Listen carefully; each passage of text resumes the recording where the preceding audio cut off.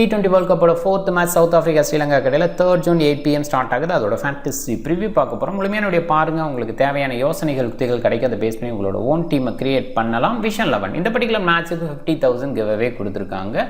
கண்டிப்பாக பயன்படுத்திங்க. ஃப்ரீயாக ப்ராக்டிஸ் பண்ணணும்னு நினைக்கிறவங்களுக்கு அருமையான வாய்ப்பு. மெகாஜிஎல் ப்ரைஸ் போல் 1 crore இருக்கிற மாதிரி இன்றைக்கி கான்டெஸ்ட்டும் கொடுக்குறாங்க. அதையுமே பயன்படுத்திங்க. சூப்பரான வாய்ப்பு.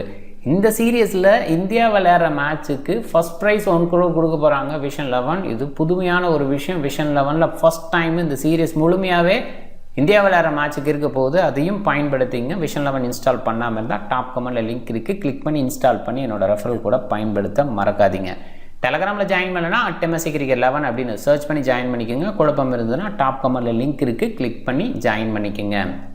NASA county international cricket stadium New York நியூவாக பில்ட் பண்ண ஒரு ஸ்டேடியம் சூப்பராக ரெடி பண்ணியிருக்காங்க. ட்ராப்பின் பிச்சஸ்ஸு அதுதான் இங்கே கவனிக்க வேண்டிய விஷயம்.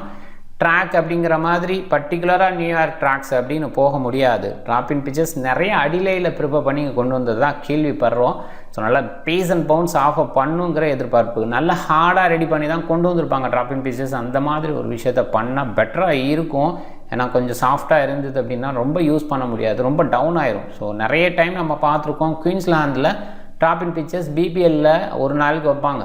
பட் ஃபஸ்ட் இன்னிங்ஸோட பார்க்குற மாதிரி செகண்ட் இன்னிங்ஸுக்கு டோட்டலாகவே டவுன் ஆகும். பட் ஹார்டாக ரெடி பண்ணால் கண்டிப்பாக நிறைய மேட்சஸ் விளையாடலாம். அந்த ஹார்ட்னஸை ஏர்லி டேஸில் எதிர்பார்க்குறோம்.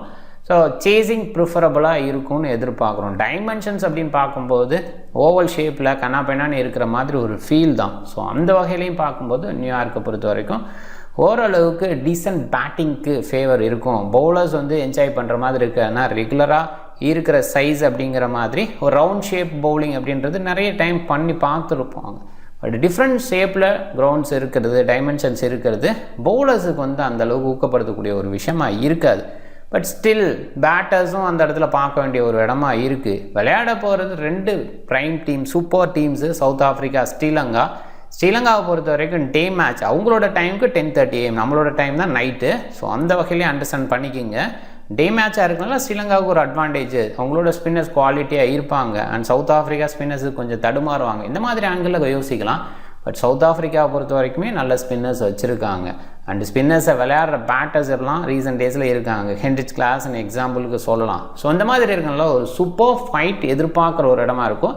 ஸ்ரீலங்காவுக்கு ஸ்லைட் எட்ஜ் இருக்கிறதா ஃபீல் பண்ணுறேன். அதே நேரத்தில் டாஸ் முக்கியமான ஒரு விஷயமா இருக்கும். சேஸ் பண்ணுற டீம் ஜெயிக்கிறதுக்கான வாய்ப்பு அதிகமாக இருக்கும்னு நினைக்கிறேன். ஸ்ரீலங்கா தனஞ்சரி செல்வா, வெள்ளலகே, கமிண்டு மெண்டிஸ் அண்ட் நுவான் துசாரா இவங்கெல்லாம் பெஞ்சில் இருக்கிறதுக்கான வாய்ப்பு. தனஞ்சரி செல்வா நல்லா விளையாண்டுருக்காரு. பட் இன்னும் டவுட் அப்படின்ற மாதிரி தான் வைக்கிறாங்க. கமிண்டு மெண்டிஸ் ரீசெண்டாக ஓரளவுக்கு பேட்டிங் டிஸ்பிளே ஷோ பண்ணுறாரு. Left arm orthodox. அண்ட் அந்த வகையில் அவருக்கு ஒரு வாய்ப்பு கிடைக்குமா? பாசிபிளாக சமர விக்ரமா வெளியில் வச்சா தான் கமிண்டு மெண்டிஸ்க்கான வாய்ப்பு கிடைக்கும். சமர விக்ரமாவுக்கான எக்ஸ்பீரியன்ஸ் பேஸில் அவருக்கு போகிறதுக்கான வாய்ப்பு தான் அதிகமாக இருக்குது. ஒரு பேஸரை ஆஃப் பண்ணிவிட்டு யோசிக்கலாம். ஏன்னா மேத்யூஸ், சனக்கா சப்போர்ட்டுக்கு பவுல் பண்ண முடியும். அண்ட் டே மேட்ச் அப்படின்றதுனால சமீராவை ஆஃப் பண்ணிவிட்டு மதுசங்கா அண்ட் பத்ரானா மட்டும் வச்சுக்கிட்டு ஒரு ஸ்பின்னரை இன்க்ளூட் பண்ணலாம். ஒரு ஆல்ரவுண்ட் பேஸில் அண்ட் பேட்டர் பேஸில் கமிண்டு மெண்டிஸ் இருப்பார் அப்படின்னு யோசிக்கலாம். இல்லை தனஞ்சரி செல்வாவை யோசிக்கிறதுனா யோசிக்கலாம். என்ன பண்ணுவாங்கன்னு பார்க்கணும். பாசிபிளாக துனித் வெள்ளலகே அண்டு நுவான் துசாராவுக்கு வாய்ப்பு குறைவுன்னு தான் சொல்லுவேன். ஆனால் நுவான் துசாரா ரீசெண்டாக மும்பை இந்தியன்ஸுக்கு எண்டு பேஸில் நல்லா பவுல் பண்ணார். ஸோ அது எதுவும் மைண்ட் பண்ணுறாங்களா பார்க்கணும். குசல் மெண்டிஸ், நிசங்கா ஓப்பன் பண்ணுவாங்க. மெண்டிஸை பொறுத்த வரைக்கும் decent batsman, wicket keeper batsman. சில நேரங்களில் ஃபஸ்ட் இன்னிங்ஸில் சொதப்புவார். இனிஷியலாக ஒரு தடுமாற்றம் இருக்கும். செகண்ட் இன்னிங்ஸ் அந்த பால் ஹோல்டார் அந்த மாதிரி இடத்துல நல்லா பண்ண முடியும். இங்கே ட்ராக்கை பார்க்கணும். ஃபஸ்ட் இன்னிங்ஸில் கொஞ்சம் சன்ஷைன் இருக்குது. அது செகண்ட் இன்னிங்ஸ் போக போக சன்செட் இருக்குது. அந்த இடத்துல மாட்டிக்க வாய்ப்பு இருக்குது. கொஞ்சம் உல்ட்டாவாக யோசிச்சாகணும். ஃபஸ்ட் இன்னிங்ஸில் பெட்டராக குசல் மெண்டிஸ் இருக்க வாய்ப்பு இருக்குது. செகண்ட் இன்னிங்ஸ் ஸ்டார்ட்டில் ஸ்விங் கிடைக்கிற மாதிரி இருந்ததுன்னா அங்கே மாட்டிக்க வாய்ப்பு தான் மெண்டிஸுக்கு இருக்குது. அதை கொஞ்சம் மைண்ட் பண்ணிக்கோங்க. சமர விக்ரமா டீசெண்டான விக்கெட் கீப்பர் பேட்ஸ்மேன், ஸ்டெடியாக விளையாட முடியும். சில நேரங்களில் அந்த கான்சன்ட்ரேஷன் லேக்கில் அவுட் ஆகிறாரு. சரித் அசலங்கா முதல் போட்டியில் நிறைய நேரங்களில் பயங்கர சக்ஸஸ் கொடுத்துருக்காரு. நிறைய நேரங்களில் டாப் ஆர்டர் கொலாப்ஸ் அப்படிங்கிறது ஏர்லி டேஸில் நடக்கிற ஒரு விஷயம். மிடில் ஒரு ஸ்டெபிலிட்டி கொடுத்து பெரிய இன்னிங்ஸாக பில்ட் பண்ணக்கூடிய குவாலிட்டி இவர்கிட்ட இருக்குது. தொடர்ந்து ரீசெண்ட் டேஸில் ஃபார்மில் இருக்கிறதையும் பார்க்குறோம். மணிண்டு அசலங்கா இந்த இடத்துல ப்ரொமோட் பண்ணிப்பாருன்ற எதிர்பார்ப்பேன். அவரை கேப்டனாக இருக்கும்போது நிறைய நேரங்களில் அவர் ப்ரொமோட் ஆகி பார்க்குறோம். ஸோ அந்த பேஸில் யோசிக்கிறேன். அதர்வைஸ் மேத்யூஸ், சனக்கா, அதுக்கப்புறம் ஹசரங்கா அப்படிங்கிற மாதிரி கூட இருக்கலாம். இது பார்த்துக்கணும். தீக்ஷனா, சமீரா, மதுசங்கா, பதிரானா நல்ல பவுலர்ஸு. ரீசன்ட் டேஸில் அவங்களோட பவுலிங் பேஸில் நல்லா இருக்குது. குறிப்பாக சமீரா மாதிரி பிளேயர் ஐபிஎல்லாம் செலக்ட் ஆகி விளையாடுறாங்க, அதை பார்க்குறோம். நல்ல எக்ஸ்பீரியன்ஸான பவுலராக இருந்திருக்கு. ரீசன்ட் டேஸில் இன்ஜுரி கன்சர்ன் அப்படிங்கிற ஒரு விஷயத்தினால அவரோட பேஸ் பேஸ்லையும் லைன் லென்த் பேஸ்லையும் கொஞ்சம் யோசிக்கிற மாதிரி இருக்குது. ஸோ அந்த இடத்துல தான் வேறு யாரையாவது உள்ளே கொண்டு வரலான்னு யோசிக்கணும். அண்ட் தீக்ஷனாவோட எக்கனாமி பேஸ் பவுலிங் நல்லா இருக்குது. மதுசங்கா சூப்பராக சைன் ஆகிட்டு இருக்கார் ரீசன்ட் டேஸில். பதிரானாவை பொறுத்த வரைக்கும் அவரோட யாக்கர் லென்த்து, எக்ஸ்ட்ரா பேஸ் அப்படிங்கிறது ஸ்ட்ரென்த்தாக வச்சுருக்காரு. சவுத் ஆஃப்ரிக்கா நோக்கியா வெளியில் வைப்பாங்களா இல்லை கோச்சியை வெளியில் வைப்பாங்களா, இது ஒரு கேள்வி. கண்டிப்பாக வந்து கோச்சி ரீசன்ட் டேஸில் விக்கெட் எடுக்கிறாரு அண்டு ரன்ஸுக்கு நிறைய போகிறாரு. அதே தான் நோக்கியா சைடும் பார்க்குறோம். விக்கெட் பேஸில் யோசிக்கும் போது நோக்கியா கிட்டே இல்லை, ஆனால் ரன்ஸுக்கு நிறைய போகிறாரு. ஸோ அந்த பேஸில் அவர் வெளியில் வச்சுட்டு கோச்சியை உள்ளே கொண்டு வரலாங்கிறது என்னோட எதிர்பார்ப்பு. இல்லை நோக்கியா உள்ளே வச்சுட்டு கோச்சியை வெளில வைக்கிறாங்களா, இல்லை ரெண்டு பேர்த்தையும் வச்சுக்கிட்டு ஒரு ஸ்பின்னரை வெளியில் தள்ளுறாங்களா. ஏன்னா சவுத் ஆஃப்ரிக்காவோட ஸ்ட்ரென்த்து பேஸ் பவுலிங் யூனிட்டு தான். ஸோ அது ஜென்ரலாக சொல்லலாம். பட் இப்போ இருக்கிறவங்க அந்த ஸ்ட்ரென்த்தோடு இருக்காங்களாங்கிறது கேள்வியாக இருக்குது. ஏன்னா ரபாடா ஒரு பக்கம் கண்டிப்பாக எக்ஸ்பீரியன்ஸ் பேஸ்லேயும் பவுலிங் பேஸ்லேயும் பெட்டராக இருக்காருன்னு ஒத்துக்கணும். ஆனால் கோச்சி, நோக்கியா இவங்கெல்லாம் ரீசன்ட் டேஸில் ஐபிஎல்லில் பார்க்கும்போது நிறைய ரன்ஸுக்கு போனாங்க. அவங்களோட எக்ஸ்ட்ரா பேஸ் வேலைக்கு ஆகலை. பட் கண்டிஷன் டிஃப்ரெண்ட்டாக இருக்குது. இப்போ அவங்க கொஞ்சம் பெட்டராக வரலாம், பார்க்கணும். சம்சி, மகராஜ் ரெண்டு ஸ்பின்னர் எதிர்பார்க்குறோம். பாசிபிளாக ஒரு ஸ்பின்னர் எடுத்துகிட்டு போகலாம் அப்படிங்கிற தாட்டுக்கு வந்தாங்கன்னா மகராஜ் சைடு அதிகமாக போவாங்க. சம்சி நல்ல பவுலர், அது பிரச்சனையே இல்லை. கொஞ்சம் ஹார்டர் ட்ராக்கில் மகராஜ் பெட்டர் பவுலராக இருப்பார், சம்சி கொஞ்சம் ரன்ஸுக்கு போகிற பவுலராக இருப்பார். ஸோ அதனால் ஏர்லி டேஸில் சம்சியை வெளியில் வச்சுட்டு ஒரு எக்ஸ்ட்ரா பேஸருக்கு போகலான்னு நினைக்கலாம். ஏன்னா ஸ்ரீலங்கா சைடு ரெண்டு பிரைம் பேஸரோட போவாங்கன்னு சொன்னால் அங்கே பேஸ் வீசுறதுக்கு மேத்யூஸ், சனக்காலாம் இருக்காங்க. இங்கே பேஸ் வீசுறதுக்கு ஜான்சன், ரபாடா, கோச்சியை விட்டுட்டு போனால் ஒரு எக்ஸ்ட்ரா பேஸருங்கிற ஆங்கிளில் தான் யோசிச்சாகணும். அதனால் ஒரு எக்ஸ்ட்ரா பேஸர் எடுத்து வரதுக்கான வாய்ப்பு, ஒரு ஸ்பின்னரை ஆஃப் பண்ணிவிட்டு தேவைப்பட்ட ஸ்பின் பேஸில் மார்க்ராம், ஹென்ட்ரிக்ஸ் எல்லாம் இருக்காங்க. இதை கொஞ்சம் மைண்ட் பண்ணிக்கோங்க. ரியான் ரெக்கல்டன் நல்ல பேட்டிங் டிஸ்பிளே கொடுக்குற ரீசன்ட் டேஸில், பட் பாசிபிளாக அவருக்கான வாய்ப்பு குறைவாக தான் பார்க்குறேன். பிஜோன் ஃபார்ச்சூன் நல்ல பவுலர், டவுட்டே கிடையாது. ஏற்கனவே ஒரு left arm spinner Keshav Maharaj இருக்குனால ஃபார்ச்சூனுக்கான வாய்ப்பு ஃபார்ச்சுனேட்டாக இல்லைன்னு தான் சொல்லணும். Quinton de Kock, Reeza Hendricks open பண்ணுவாங்க. டீகாக்கோட ஃபார்ம் அந்தளவுக்கு கிரேட்டாக இல்லை. ரிட்டையர்மெண்ட் அப்படிங்கிற ஒரு விஷயத்தை சொன்னதுக்கப்புறம் அவ்வளவு கிரேட்டாக அவுட்புட் கொடுக்கல. நான் T20 கான்சன்ட்ரேட் பண்ணுறேன் அப்படிங்கிறதுக்காக தான் லாங்கர் ஃபார்மெட்லலாம் ரிட்டையர் ஆனார். பட் T20 அப்படிங்கிறது ப்ரெஷரை ஏற்படுத்துகிற ஒரு விஷயமா ரீசன்ட் டேஸில் அவருக்கு இருக்கிற ஒரு விஷயமா இருக்குது. ஏன்னா அது மட்டும்தான் அப்படிங்கும்போது கம்ப்ளீட்டாக நல்லா பர்ஃபார்ம் பண்ணணுங்கிற ப்ரெஷரில் இருக்கார். ரீசா ஹென்ட்ரிக்ஸு டீசன்ட் பிளேயர், பட் அந்த கன்சிஸ்டன்ட் மேனரில் பர்ஃபார்மன்ஸ் கொடுக்கல. எய்டன் மார்க்ராமோட ரன்ஸு ட்ரையாக இருந்தது ஐபிஎல்லை பொறுத்த வரைக்கும். ஏன்னா ஐபிஎல்லில் ட்ராக்ஸ் எல்லாம் சூப்பரான பேட்டிங் ட்ராக்ஸாக இருந்தது, பட் இவர்கிட்ட ரன் வரல. அதை பார்த்தோம். ஹென்ட்ரிக்ஸ் கிளாஸ்ன்னு சொல்லவே தேவையில்லை. 6 ஹிட்டிங் எபிலிட்டி, ஸ்பின்னர்ஸை ஹேண்டில் பண்ணக்கூடிய குவாலிட்டி.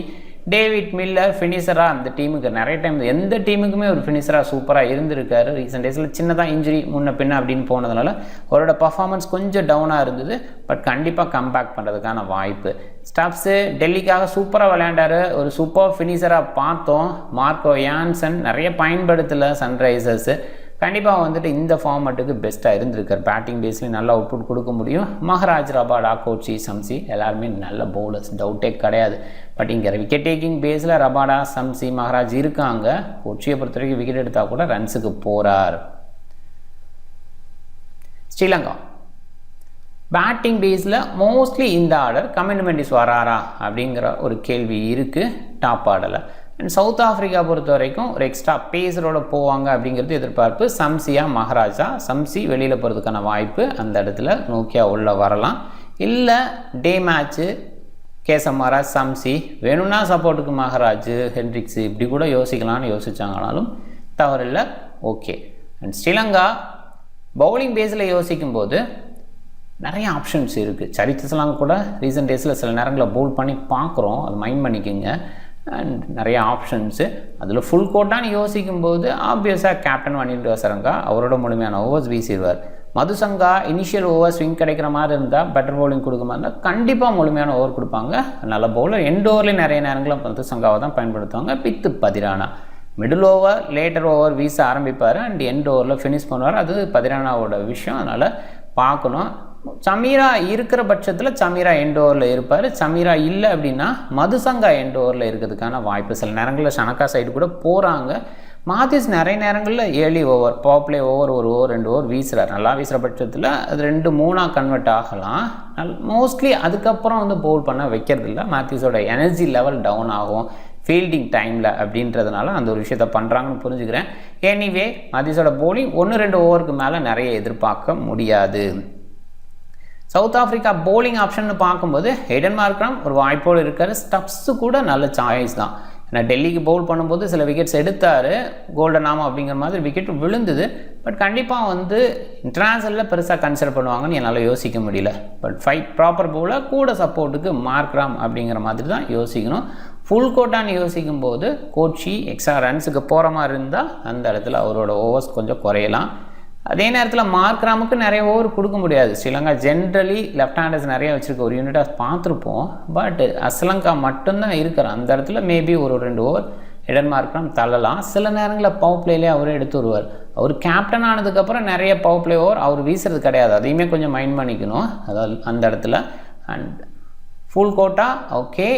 எண்ட் ஓவரில் ரபாடா கோச்சி எதிர்பார்க்குறோம். யான்செல்லாம் ஏர்லி ஓவரில் வீசிடுவார். மோஸ்ட்லி எண்ட் ஓவர்ஸில் பயன்படுத்த மாட்டாங்கன்னு தோணுது. பிக் பேஸில் யோசிக்கும்போது ஹை, மீடியம், லோ. இதில் லோவில் பார்க்கும்போது தீக்ஷனா, மஹராஜ், சம்சி 3 ஸ்பின்னர்ஸ் இருக்காங்க. 6 பிளேயரில் 3 ஸ்பின்னர்ஸ். டே மேட்ச்சு 3 ஸ்பின்னர்ஸ் கொஞ்சம் ஹார்டராக இருந்தால் டேர்னும் கிடைக்க வாய்ப்பு இருக்குது. இந்த பேஸில் யோசிக்கும்போது டெஃபினட்டாக இவங்கெல்லாம் கன்சிடரபிள் தான். அதே நேரத்தில் சமீரா ஒரு உள்ளே இருப்பாரா வெளியில் இருப்பாரா அப்படிங்கிற அந்த கேள்வி வருது. தில்ஷான் மதுசங்கா டெஃபினட்டாக உள்ளே இருப்பார். சூப்பர் பவுலர், டவுட்டே கிடையாது. ரீசெண்டாக செம்ம பர்ஃபார்மன்ஸ் இன்டர்நேஷனலில் கொடுத்துட்ருக்காரு. வேர்ல்ட் கப்பில் என்ன மாதிரி பர்ஃபார்மன்ஸ் கொடுத்தாரு அப்படின்றத பார்த்தோம். அதனால தான் ஐபிஎல் மாதிரி இடத்துல செலக்ட் ஆனார். ஒரு குவாலிட்டி பவுலர். இன்ஜுரி கன்சர்ன் ஒரு வித்ரா பண்ண வச்சுது. சமர விக்ரமா ஒரு டீசன்ட் பேட்டர், டாப் ஆர்டரில் வர்றதுக்கான வாய்ப்பு. அந்த இடம் ஒரு கேள்வி வருது. அவர் இருப்பாரா, இல்லை கமிட்மெண்ட்ஸ் நல்லா பண்ணியிருக்காரு ரீசெண்ட் டேஸில், அவர் இருப்பாரா அப்படிங்கிற மாதிரி. எக்ஸ்பீரியன்ஸ் பேஸில் 2 பேருமே இருக்காங்க. கமிட்மெண்ட்ஸு ரொம்ப காலமாக வந்து யங்கேஜ்லேருந்து ரொம்ப இருக்கார். சதுர சமர விக்ரமாவும் முன்னாடி இருந்துட்டு நடுவில் பிரேக் எடுத்துகிட்டு திருப்பி ரீசெண்ட் இயர்ஸில் வந்துக்கிட்டு இருக்கார். ஸோ அந்த இடத்துல யோசிக்கும்போது சதுர சமர விக்ரமா நிறைய விளையாண்டுருக்கிறதுனால அவருக்கான வாய்ப்பு கொஞ்சம் அதிகமாக இருக்கிறத பார்க்குறேன். அவருமே இருந்தாலும் டீசன்ட் சாய்ஸு. சடனாக வந்து கேம் அண்டர்ஸ்டாண்ட் பண்ணிட்டு போகக்கூடிய ஒரு பிளேயராக பார்த்துருக்கோம். ஸோ இவங்கெல்லாம் நல்ல பிக்காக பார்க்குறேன். கிராண்ட் லீக் பிக் சைடு யோசிக்கும்போது அஸ்லங்காவை குறைவாக எடுத்திருக்காங்க. ஜென்ரலி ஃபஸ்ட் மேட்ச்சில் நிறைய அஸ்லங்கா அடித்து பார்த்துருக்கோம். நீங்கள் ரீசன்ட் இயர்ஸில் அவரோட நம்பர்ஸை பார்த்தீங்கன்னா ஃபஸ்ட் மேட்ச் நம்பர் பெட்டராக இருக்கும். அதுக்கு காரணம் நிறைய நேரங்களில் ஏர்லி மேட்சஸில் ஹார்ட் ட்ராக் கொடுப்பாங்க. அந்த ஹார்ட் ட்ராக்ஸில் டாப் ஆர்டர் ஃபெயில் ஆகும்.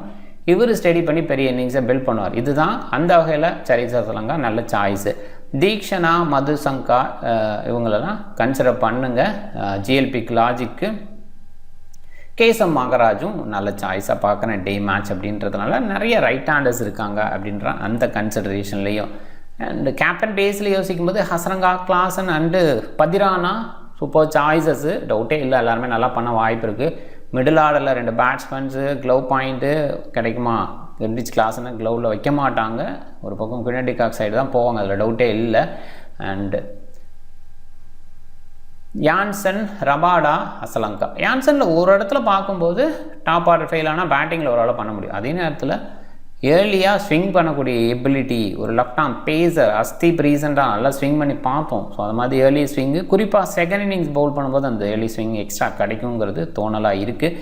ஸோ அண்ட் ரபாடா, அஸ்லானா ஏற்கனவே சொன்ன மாதிரி ஃபஸ்ட் மேட்ச்சில் நல்லா சக்ஸஸ் கொடுத்துருக்கா. ஒரு ரிஸ்க் எடுக்கணும்னு நினச்சிங்கன்னா டெஃபினட்டாக ஒரு ட்ரையில் அஸ்லங்காவை போட்டு பார்க்கலாம். முயற்சி பண்ணி பாருங்கள். டீம் கிரியேட் பண்ணலாம்.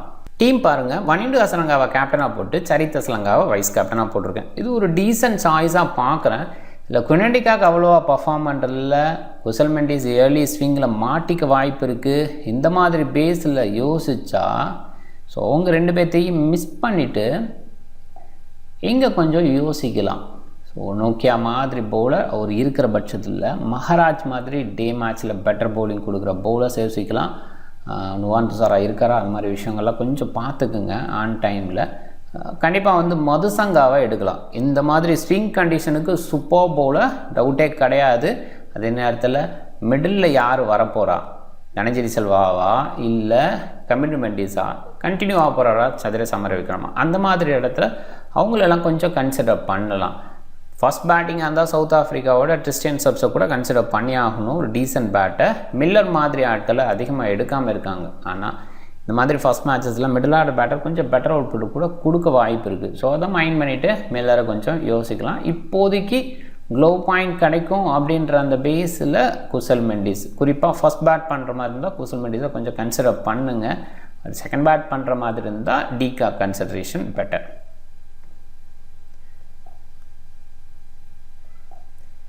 டீம் பாருங்கள், ஹசரங்கா அண்ட் அசலங்கா 2 பேர்த்தையும் கேப்டன் வைஸ் கேப்டனாக போட்டுருங்க. நீங்கள் டிஃப்ரெண்ட்டாக ட்ரை பண்ணுங்கள். ஏன்னா ஃபஸ்ட் 2 மேட்ச்லேயும் நம்ம கேப்டன் டக் அவுட் ஆனாங்க. ஸோ கண்டிப்பாக வந்துட்டு இந்த சீரீஸை பொறுத்த வரைக்கும் அண்டர்டாக்ஸுங்கிற மாதிரி பெருசாக டவுன் பண்ணியெல்லாம் ஒரு டீமை பார்க்கவே முடியாதுன்னா 2020 ஒரு 15 ஓவர்ஸாவது குறைஞ்சபட்சம் எடுத்துக்கிற மாதிரி இருக்கும், எவ்வளோ பெரிய டாமினேட் டீமாக இருந்தாலும். ஏன்னா எல்லாருமே ப்ராக்டிஸ் பண்ணுறது 2020 பேஸில் தான். எப்படியாவது ஏதாவது ஃப்ரான்சைஸ் கிரிக்கெட்டில் செலக்ட் ஆக மாட்டோமா, எப்படி விளையாட மாட்டோமா அப்படிங்கிற மாதிரி எல்லாருமே ஃபயர் ஹிட்டிங்கை ஷோ பண்ண பார்க்குறாங்க. ஒரு பிராண்ட் ஆஃப் கிரிக்கெட் அப்படிங்கிற மாதிரி விளையாடுறத விட குயிக்காக ஆடிட்டு போகணும் அப்படிங்கிற மாதிரி விளையாடுறாங்க. ஸோ அந்த மாதிரி ஒரு டீம் விளையாட ஆரம்பித்து பட்டுருச்சுன்னா 1-2 கேட்ச் ட்ராப் ஆகுது அப்படிங்கிற மாதிரிலாம் போகுது. ஸோ ஓவரால் ஒரு சிங்கிள் பிளேயர் தனியாக எடுத்துகிட்டு போகும்போது ஸ்கோர் பண்ணிடுறாங்க. ஸோ அதனால் பர்டிகுலராக அந்த டீம் வந்து டவுன் ஆயிரும் அப்படின்லாம் போகவே முடிய மாட்டேங்குது. ரீசன் மேட்சஸ் அதுக்கு உதாரணமாக சொல்லலாம். கொஞ்சம் மொமெண்ட்டை ட்ராப் பண்ணாவே உள்ளே வந்துடுறாங்க ஆப்போசிட் டீம். சின்ன டீம் நிறைய அப்செட் பண்ணுறதுக்கான வாய்ப்பு இருக்குது. இந்த சீரியஸை பொறுத்த வரைக்கும் கொஞ்சம் யோசிச்சா நாம் அதெல்லாம் பீட் பண்ணி வின் பண்ணுறதுக்கான வாய்ப்பு அதிகப்படுத்திக்கலாம். நீங்கள் டிஃப்ரெண்ட் டீமை ட்ரை பண்ணுங்கள். இந்த வீடியோ பிடிச்சிருந்தால் லைக் பண்ணுங்கள், உங்கள் ஃப்ரெண்ட்ஸுங்களுக்கு ஷேர் பண்ணுங்கள், சேனலை சப்ஸ்கிரைப் பண்ண மறக்காதீங்க. மிக்க நன்றி.